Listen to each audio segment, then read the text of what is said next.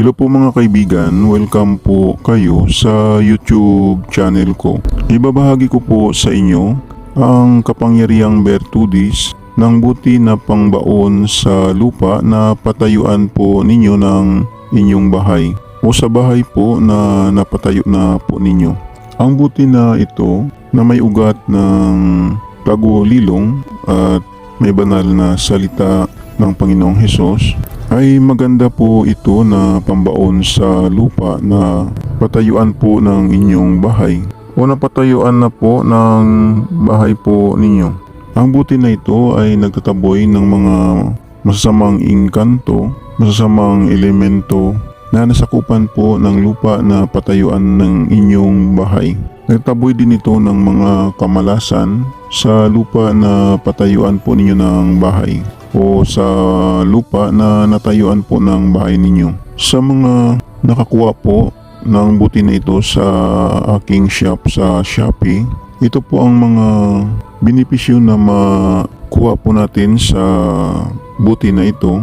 Ang buti na ito ay maswerte sa pamumuhay at maswerte din ito sa bahay na ipapatayo po ninyo. Dahil ang ugat ng tagulilong ay maswerte ito sa kahit anong negosyo, maswerte din ito sa loob ng inyong bahay. Nagdadala din ito ng swerte sa loob ng pamamahay.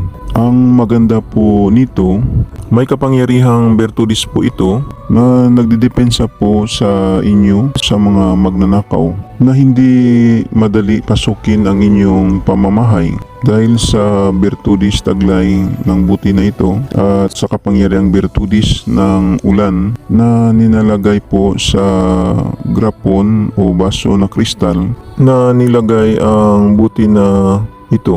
Katulad po nito.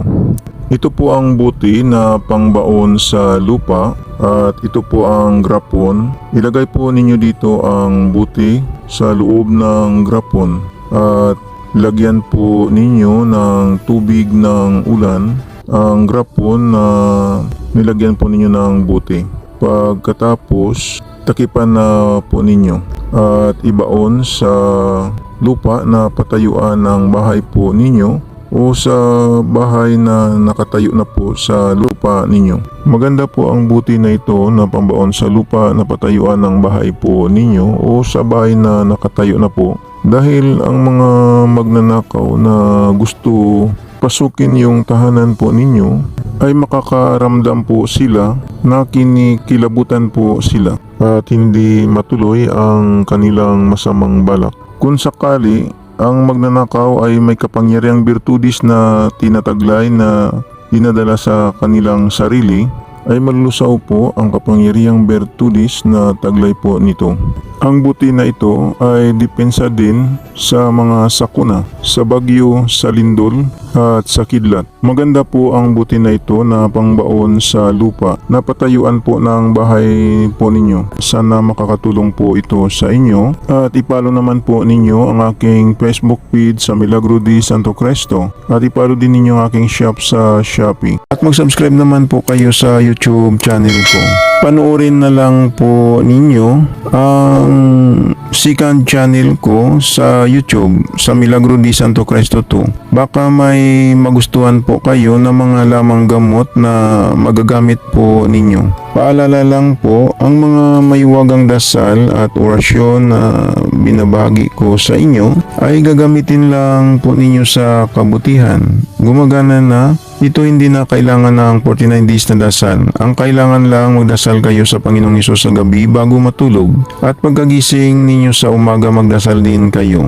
Mananalig lang sa Panginoong Hesus para lalong lalakas ang mga pagsambit sa mga mahiwagang orasyon na gagamitin po ninyo. Yan lang po, maraming salamat at God bless sa inyong lahat.